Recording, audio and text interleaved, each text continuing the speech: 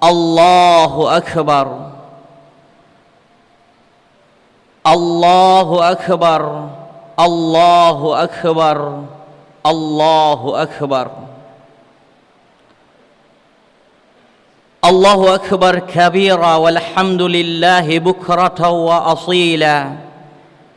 La ilaha illallah wahdah, la na'budu illa iyyahu mukhlisina lahuddin, walau karihal kafirun. Labbaik Allahumma labbaik, labbaik la syarika laka labbaik, innal hamda wan ni'mata la syarika lak. Fanahmaduhu wa nasta'inuhu wa nastaghfiruh wa na'udzu billahi min syururi anfusina wa min sayyiati a'malina. Faman yahdihillahu fala mudilla lahu ومن يضلله فلا هادي له. فأشهد أن لا إله إلا الله وحده لا شريك له، وأشهد أن محمدا عبده ورسوله لا نبي بعده. اللهم صل وسلم وبارك على سيدنا محمد النبي الكريم وعلى آله وصحبه أجمعين. أما بعد، فيا عباد الله، فأوصيني وإياكم جميعا بتقوى الله، فقد فاز المتقون، وأحثكم على طاعة الله لعلكم ترحمون. ويقول تبارك وتعالى في كتابه المجيد وهو أصدق القائلين: أعوذ بالله من الشيطان الرجيم، بسم الله الرحمن الرحيم، إنا أعطيناك الكوثر فصل لربك وانحر إن شانئك هو الأبتر. صدق الله العظيم. الله أكبر، Allahu Akbar, Allahu Akbar. Sidang jamaah yang dirahmati Allah Subhanahu wa taala, pada hari raya Idul Adha ini, khatib mengajak diri khatib senantiasa memanjatkan puji syukur kehadirat Allah Subhanahu wa taala.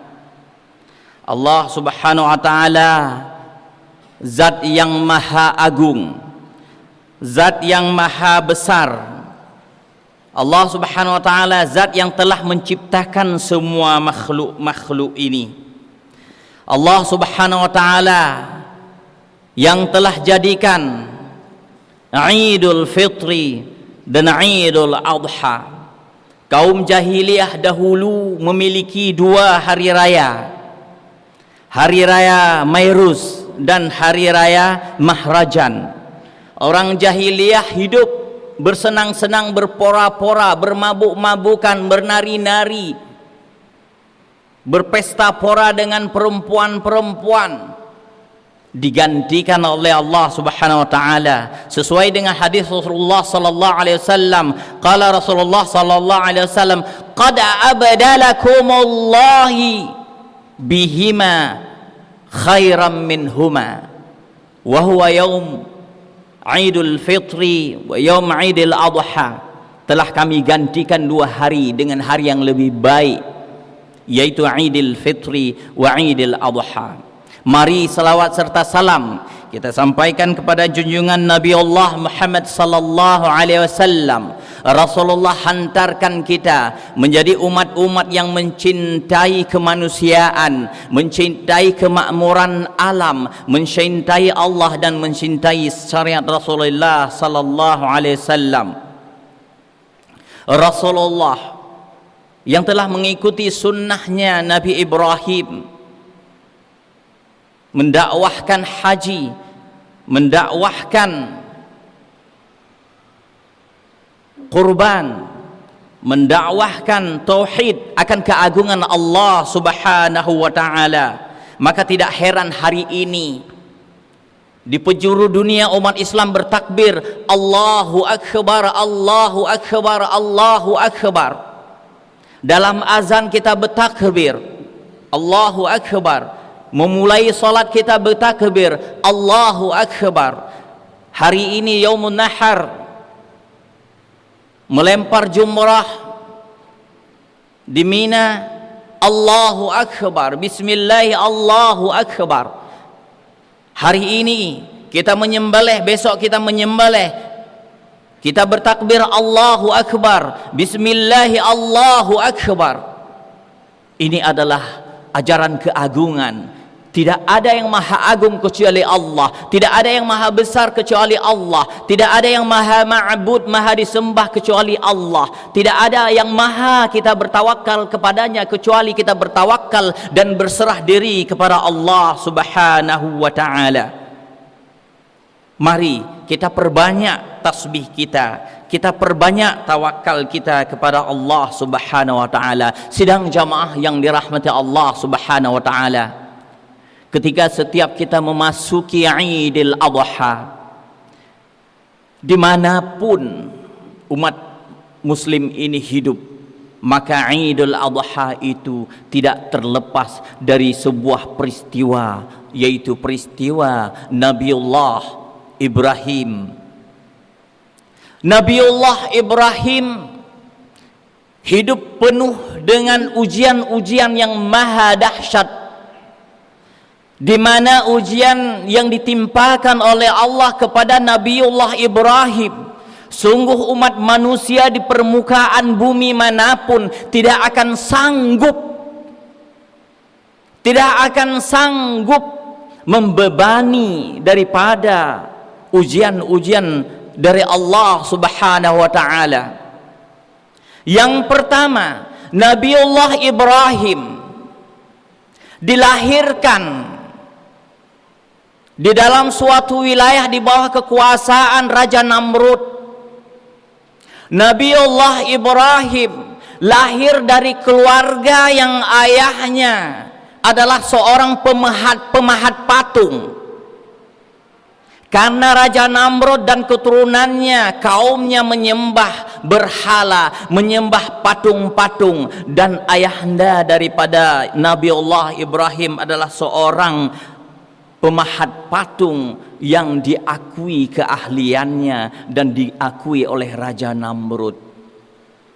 Lalu Nabiullah Ibrahim setelah memperoleh wahyu dari Allah Subhanahu wa ta'ala, beliau mengajarkan tauhid. Maka ajaran tauhid yang pertama dia dakwahkan adalah kepada ayahandanya.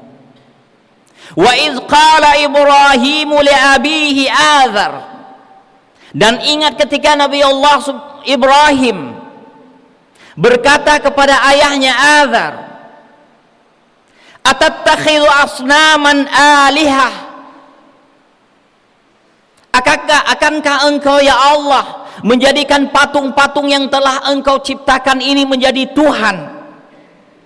Inni araka wa qaumuka fi dhalalim mubin. Sungguh aku melihatmu wahai ayahanda dan kaummu berada dalam keadaan kesesatan, kata Ibrahim kepada ayahnya. Dalam surah Al-Anbiya, Nabiullah Ibrahim berkata juga, wa idz qala li abihi wa qaumihi ma hadhihi tamathil. Dan ingat ketika Nabiullah berkata kepada ayahandanya dan kaumnya, ma hadza tamathil, ini patung apa, ini sembahan-sembahan apa, ini berhala apa? Allati antum laha abidun, allati antum laha akifun, yang kalian semuanya menyembahnya. Tuhan apa ini? Qalu, lalu Nabiullah Ibrahim dan kaumnya berkata, ayahanda daripada Nabiullah Ibrahim dan kaumnya berkata, qalu wajadna aba'ana laha abidun, kami sudah mendapatkan nenek moyang kami sejak dahulu sudah menyembah patung-patung ini, sudah menyembah berhala-berhala ini.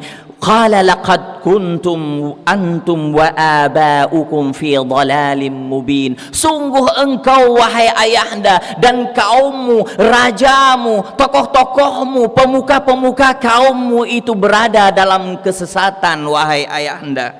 Qalu, mereka berkata, ajitana bil haqq. Wahai Ibrahim, apakah engkau mendatangkan kebenaran kepada kami? Am anta minal la'ibin? Atau kamu bercanda gurau? Atau kamu main-main saja? Apa-apaan kamu wahai Ibrahim? Qala, Ibrahim berkata, bal rabbukum rabbus samawati wal ard. Tunggu, sesungguhnya Tuhan kalian adalah Allah subhanahu wa ta'ala, Tuhan pemilik langit dan bumi, alladzi fatarahunna, yang telah menciptakan langit ini, menciptakan bumi ini, menciptakan planet-planet. Wa ana ala dzalika minasyahidin, dan aku bersaksi bahwa Allah adalah Tuhan yang sebenarnya. Sidang jamaah yang dirahmati Allah subhanahu wa ta'ala, Allahu akbar, Allahu akbar. Maha dahsyat ujian ini kepada Nabiullah Ibrahim yang dilahirkan dalam kehidupan yang umatnya menyembah batu, menyembah berhala, menyembah patung-patung. Lalu Ibrahim bersumpah kepada dirinya, watallahi la'akidanna asnamakum ba'da an tuwallu mudbirin.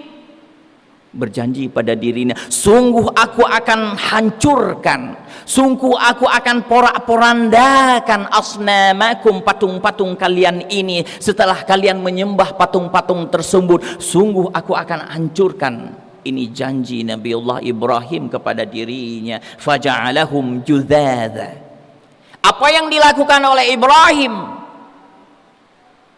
ketika mereka meninggalkan patung-patung tersebut, ketika mereka dalam keadaan tidak menyembah patung-patung itu, Ibrahim menghancurkan berkeping-keping patung tersebut. Illa kabiran lahum, kecuali satu patung yang besar ditinggalkan oleh Nabiullah Ibrahim, la'allahum ilaihim yarji'un. Semoga-moga mereka kembali kepada patung yang besar itu. Jadi patung-patung yang kecil-kecil semua dihancurkan berkeping-keping, ditinggalkan satu patung yang besar. Faja'alahum juzaza, berkeping-keping dihancurkan oleh Nabi Ibrahim. Lalu Raja Namrud dan pemuka-pemuka agama marah semarah-marahnya. Lalu mereka mencari siapa? Qalu man fa'ala hadza bi alihatina innahu laminadh dhalimin. Raja dan pemuka kaum berkata, siapa yang melakukan ini? Siapa yang menghancurkan patung-patung ini? Siapa yang merusak Tuhan-Tuhan ini? Innahu laminadh dhalimin, itu adalah orang-orang yang zalim. Qalu sami'na fatan, kami mendengar ada seorang pemuda yang merusak itu. Qalu sami'na fatan yadhkuruhum yuqalu lahu Ibrahim. Mereka dipanggil namanya kalau enggak salah Ibrahim. Ada seorang pemuda yang nama Ibrahim, dialah yang merusak patung-patung itu, kata seseorang. Maka apa perintah daripada tokoh kerajaan waktu itu? Qalu fa'tu bihi ala a'yunin nas, datangkan dia supaya disaksikan oleh manusia semuanya. La'allahum yarsyudun, semoga mereka semuanya menyaksikan orang yang telah merusak Tuhan kita. Qalu a anta fa'alta hadza, wahai Ibrahim, engkaukah yang menghancurkan, yang memporak-porandakan patung-patung ini ya Ibrahim? Qala bal fa'alahu kabiruhum hadza. Ibrahim berkata, sesungguhnya kabiruhum, patung yang besar inilah yang merusak. Jadi pada patung yang ditinggalkan yang besar itu diletakkan parang di tangan patung itu. Lalu kata Ibrahim, fa'alahu kabiruhum hadza, yang patung yang besar ini yang merusak patung-patung yang kecil. Fas'aluhum in kuntum yantiqun, maka tanyakan kepada patung itu kalau patung itu bisa berbicara. Faraja'u ila anfusihim, mereka kemudian tidak, mereka bertanya, patung tidak bisa menjawab, mereka menyesal. Lalu Ibrahim berkata, qala afata'buduna min dunillahi, apakah engkau tetap menyembah selain Allah? ma la yanfa'ukum syai'aw wa la yadurrukum, tetap menyembah apa yang selain Allah, yang tidak memberikan manfaat, yang tidak memberikan apa-apa. Uffil lakum, celakalah kalian semuanya, kata Ibrahim, lima ta'buduna min dunillahi afala ta'qilun, celakakah kalian yang telah menyembah selain Allah, apakah kalian tidak berfikir? Qalu harriqu, marah. Raja Namrud marah. Harriquhu, bakar dia, wangsuru alihatakum, tolonglah Tuhan kalian, bakarlah dia, in kuntum fa'ilin. Diperintah untuk dibakar Nabi Allah Ibrahim, lalu dikumpulkan kayu Nabi Allah Ibrahim, dinaikkan ke atas tumpukan kayu, dibakarlah. Maka apa yang terjadi? Datanglah malaikat. Malaikat datang bertanya, ya, Jibril datang bertanya kepada Ibrahim, alaka hajah, wahai Ibrahim, kamu punya hajat, maukah engkau aku selamatkan? Faqala, Ibrahim berkata, amma ilaika fala, aku tak butuh kepadamu wahai Jibril, kamu adalah makhluk sama denganku. Wa amma minallahi fabala, aku hanya butuh pertolongan daripada Allah subhanahu wa ta'ala. Maka Allah berkata, fayanar, wahai api, kuni bardau, jadilah engkau dingin. Wasalama, selamatkan Ibrahim. Kuni bardau wasalaman ala Ibrahim, jadikan engkau dingin dan selamatkan Nabi Ibrahim. Sidang jamaah yang dirahmati Allah subhanahu wa ta'ala, karena keteguhan tauhid, karena kalimatul la ilaha illallah tertancap dalam diri Ibrahim, maka Nabi Ibrahim terselamatkan dari kaumnya, terselamatkan dari api bakar, terselamatkan dari segala resiko daripada kehidupan ini. Maka tidak ada tempat kita berserah diri kecuali kepada Allah subhanahu wa ta'ala. Tidak ada kita yang maha bertawakal, tempat yang maha kita bermohon, maha membantu kita, menolong kita, kecuali Allah subhanahu wa ta'ala. Allahu akbar, Allahu akbar, Allahu akbar. Tidak cukup di situ, Nabi Allah Ibrahim diuji lagi dengan umur yang sudah senja. Ternyata Nabi Allah Ibrahim belum diberikan anak oleh Allah subhanahu wa ta'ala. Nabi Ibrahim tidak putus asa. Nabi Ibrahim atas ujian Allah tidak putus asa. Lalu Nabi Allah senantiasa berdoa kepada Allah, Rabbi habli minas salihin, ya Allah berikan kepadaku anak-anak yang saleh. Fabasyarnahu bighulamin halim, lalu Allah subhanahu wa ta'ala memberikan anak yang sangat saleh, yang sangat lembut, anak saleh, yaitu Nabi Allah Ismail, dilahirkan melalui istri keduanya yaitu Hajar. Tidak cukup segitu, setelah diberikan anak oleh Allah subhanahu wa ta'ala, setelah lama tidak memiliki keturunan, lalu Allah mengujinya lagi, memerintahkan agar istrinya dan anaknya diasingkan ke sebuah gurun Mekah, yang di situ tidak ada kehidupan, tidak ada air, tidak ada pepohonan, tidak ada kehidupan umat manusia, tidak ada tanaman, tidak ada binatang. Tempat yang panas, yang maha dahsyat, bebatuan. Diuji oleh Allah. Lalu Ibrahim membawa istrinya Hajar dan anaknya Ismail dibawa ke tempat yang tandus, yang tidak seperti kita. Kita punya rumah batu, kita di sini punya pohon, punya air, punya hujan. Di sana gurun pasir dan batu, binatang satu pun tidak ada. Lalu Hajar dan Ismail ditinggalkan di tempat itu. Maka atas perintah Allah, Ibrahim pun kembali ke tempat semula untuk berdakwah. Ketika Nabiullah Ibrahim mau meranjak pergi meninggalkan Hajar dan anaknya Ismail, faqalat, Hajar berkata, ila ayyi syai'in takiluna, ya Ibrahim, ila man takiluna, wahai Ibrahim, kepada siapa engkau menitipkan kami, kepada siapa engkau menyerahkan kami, kepada siapa engkau memberikan kekuasaan? Ila ta'amin takiluna, adakah makanan? Ila syarabin takiluna, adakah kamu titipi kami kepada sebuah makanan? Nabiullah Ibrahim terdiam. Faja'ala la yaruddu 'alaiha, tidak bisa menjawab sepatah kata pun. La yaruddu 'alaiha syai'a, tidak bisa menjawab sedikit pun. Tertunduk Nabiullah Ibrahim.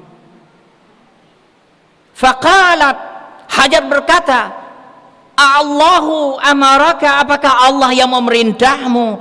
Qala na'am, ya. Faqalat, lalu dikata oleh Hajar, idzan la yudayyi'una Allah tidak akan menyia-nyiakan. Hajar yakin akan Allah Subhanahu wa taala, kendati pun hidup di gurun pasir. Lalu Nabiullah Ibrahim berjalan dan berdoa kepada Allah Subhanahu wa taala, Rabbana inni askantu min dzurriyyati biwadin ghairi dzi dzar. Ya Allah, aku tinggalkan istriku, anakku di gurun, di tempat rumahmu. Rabbana liyuqimus shalah. Ya Allah, jadikan mereka orang-orang yang salat. Jadikan umat manusia ini condong kepadamu, datang ke rumahmu, ya Allah. Lalu Nabiullah Ibrahim beranjak. Demikian ujiannya.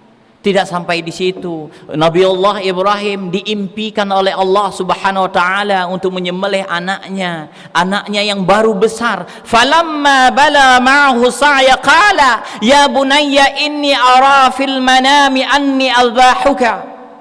Baru saja meranjak besar, Ismail diperintahkan oleh Allah Subhanahu wa taala untuk disembelih. Faqala madza? Nabiullah Ibrahim bertanya, anni adbahuka fanzur madza tara.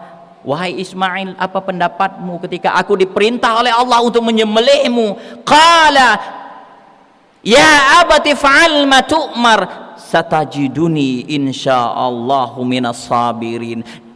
Wahai Ibrahim, wahai ayahanda, sembelihlah aku, laksanakan perintah Allah Subhanahu wa taala, sesungguhnya engkau akan mendapatkan aku daripada orang-orang yang sabar. Sidang jamaah yang dirahmati Allah Subhanahu wa taala, Nabiullah Ismail disembelih, digantikan oleh Allah Subhanahu wa taala dengan kibas. Di sini dapat kita ambil kesimpulan, ambil makna betapa dahsyatnya ujian minta disembelih, anaknya minta disembelih. Tapi Nabiullah Ismail karena dia bertawakal, berserah diri hanya kepada Allah, dia rela. Kalau memang sudah perintah Allah, laksanakan. Kalau memang karena Allah, laksanakan. Maka pengorbanan Nabiullah Ibrahim ini mengajarkan kepada kita, jangankan Allah memintakan kepada kita untuk menyembelih kurban, jangankan hewan kurban, jangankan harta, jangankan kekayaan, jangankan pikiran, apapun yang dimintakan oleh Allah akan kita serahkan. Bahkan nyawa sekalipun diminta oleh Allah untuk kita korbankan, maka akan kita korbankan. Sidang jamaah yang dirahmati Allah Subhanahu wa taala, Allah memerintahkan fasalli li rabbika wanhar. Maka atas nikmat-nikmat yang telah Allah berikan ini, fasalli, salatlah kamu, wanhar, berkurbanlah kamu, sembelihlah kurban-kurban kamu yang terbaik. Nabiullah Ibrahim, anak saleh, anak yang terbaik, anak yang diidam-idamkan, karena perintah Allah dia sembelih. Tetapi kita hari ini dengan kelebihan yang Allah berikan, kita lebih mengutamakan mobil kita lebih bagus, kita lebih mengutamakan rumah kita yang bagus, kita lebih mengutamakan pakaian kita, pakaian anak kita, fasilitas hidup kita, jabatan kita yang hebat daripada kepentingan-kepentingan akhirat yang dimintakan oleh Allah Subhanahu wa taala. Maka hari ini kita harus merubah pikiran, jangankan kekayaan, jangankan jabatan, jangankan kemewahan, nyawa pun akan kita korban korbankan untuk agama Allah ini demi mengharapkan ridhanya. Seperti Nabi Allah Ibrahim alaihissalam, tidak ada keridhaan yang maha ridha yang dia peroleh kecuali akan ridha daripada Allah subhanahu wa ta'ala. Maka sembelihlah sebanyak-banyaknya hewan kurban, sembelihlah yang paling istimewa, yang paling yang terbaik. Fakulu minha wa at'imul faqir, maka makanlah sebagiannya, wa at'imul ba'isal faqir, sebagiannya berikan kepada orang-orang yang susah, orang-orang yang sengsara, bahkan sahabat pun kita berikan. Maka korban ini adalah sebuah petanda sikap pendekatan diri kepada Allah Subhanahu wa taala, tingkat taqarrub, qaruba yaqrubu qurbanan. Jadi korban menambah alif ini bukti kedekatan kepada Allah Subhanahu wa taala. Oleh karena itu tidak ada alasan bagi kita untuk tidak berkorban untuk agama Allah ini. Yang tidak mampu mengorbankan binatang, hewan kurban, korbankan tenaga, korbankan pikiran untuk agama Allah ini, korbankan uang untuk agama Allah ini. Karena pengorbanan kepada Allah ini, pengorbanan dengan kekayaan yang kita miliki, dengan zakat yang kita miliki, tenaga yang kita miliki, ilmu yang kita miliki, ini bagian daripada implementasi daripada bacaan kita setiap hari dalam salat kita. Inna salati wa nusuki, sungguh salatku, ibadahku, wa nusuki, pengorbananku untuk agama Allah ini, wa mahyaya wa mamati, hidupku, matiku, semuanya untuk Allah Subhanahu wa taala. Kalau kita sudah tancapkan tekad di dalam jiwa kita bahwa hidup kita ini kepada Allah Subhanahu wa taala, hanya untuk Allah Subhanahu wa taala, hanya menginginkan ridha Allah Subhanahu wa taala, maka rezeki Allah akan mudah datang. Rezeki akan mengejar kita, rezeki akan mendatangi kita. Bukan kita mencari rezeki, bukan kita mengejar rezeki, dengan syarat ridha Allah Subhanahu wa taala. Maka kapan kita peroleh ridha Allah Subhanahu wa taala? Kita peroleh ridha Allah Subhanahu wa taala itu adalah adanya pada ridha kepada kedua orang tua. Rasulullah sallallahu alaihi wasallam bersabda, ridallahu fi ridal walidain wa sukhtullahi fi sukhtil walidain. Ridha Allah itu ada pada ridha kepada kedua orang tuamu, sedangkan kemurkaan Allah ada pada kemurkaan kedua orang tuamu. Nah, taatnya Nabiullah Ismail kepada ayahnya Nabiullah Ibrahim untuk disembelih, tanda keridhaan kepada Allah Subhanahu wa taala, tanda ridha daripada Allah Subhanahu wa taala. Maka kalau ingin memperoleh ridha Allah hari ini, yang masih punya orang tua, bersimpuhlah, mandikan orang tua kita, pijiti dia, tidur bersamanya kepada orang tua kita masih sakit, berikan pakaian kepada mereka, berikan makanan yang enak-enak kepada mereka, karena ridha orang tua kita, itu adalah ridha Allah Subhanahu wa taala. Jangan sia-siakan. Maka berbahagialah yang masih ada orang tua. Nangislah di pundaknya, ciumlah mereka, berikan kesenangan. Sedikit saja ridha orang tua, sebesar gunung, sebesar langit, ridha Allah akan kita peroleh. Allahu Akbar, Allahu Akbar, Allahu Akbar. Bagi yang kita tidak mampu, bagi kita yang belum mampu untuk berkorban, maka setidaknya kita harus korbankan sifat-sifat kebinatangan yang ada pada diri kita. Korbankan, sembelihlah egoisme kita, sembelihlah sifat-sifat kebinatangan yang ada pada kita, sifat-sifat angkuh, sifat-sifat yang suka membenci, sifat-sifat yang selalu merendahkan orang lain, sifat-sifat yang tama itu adalah sifat binatang, maka dengan berkorban sesungguhnya kita berusaha untuk mengikis habis sifat-sifat kebinatangan yang ada pada diri kita, sifat-sifat egoisme pada diri kita. Maka Allah Subhanahu wa taala berfirman, la yanallahu luhumuha, Allah tidak menginginkan dagingnya, darahnya, tetapi Allah menginginkan ketakwaan kepada Allah. Oleh karena itu, mari ujian daripada Nabiullah Ibrahim ini adalah yang maha dahsyat. Kita tidak akan terlepas dari ujian. Kita belajar daripada ujian kepada Nabiullah Ibrahim. Kita diuji dengan konflik berkepanjangan, kita diuji dengan gempa dan tsunami. Hari ini kita diuji oleh Allah dengan wabah penyakit. Walanabluwannakum bisyai'im minal khaufi wal ju' wa naqsim minal amwali wal anfusi was samarat wa basyiris sabirin. Allah uji kita kecil. Walanabluwannakum bisyai'im minal khauf, sedikit rasa takut kepada penyakit ini, wal ju', sedikit kurang makanan, wa naqsim minal amwal, sedikit kurang harta, wal anfus, bahkan sedikit saja, baru sedikit mati daripada bencana-bencana ini. Kita sudah susah, kita sudah memaki-maki, kita sudah menganggap Allah tidak sayang lagi, kita sudah menganggap Allah memurkakan kita. Tidak, ini baru sedikit diuji oleh Allah Subhanahu wa taala, baru kita sudah tidak sanggup. Tetapi ini ujian ini kita untuk diuji sejauh mana kita tetap bertawakal kepada Allah, berserah diri dalam bencana, dalam ujian, dalam wabah Covid, sejauh mana kita ridha, kita korbankan apa yang kita miliki, yang terbaik yang kita miliki kepada Allah Subhanahu wa taala. Karena manusia ini pada hakikatnya innal insana khuliqa halwa.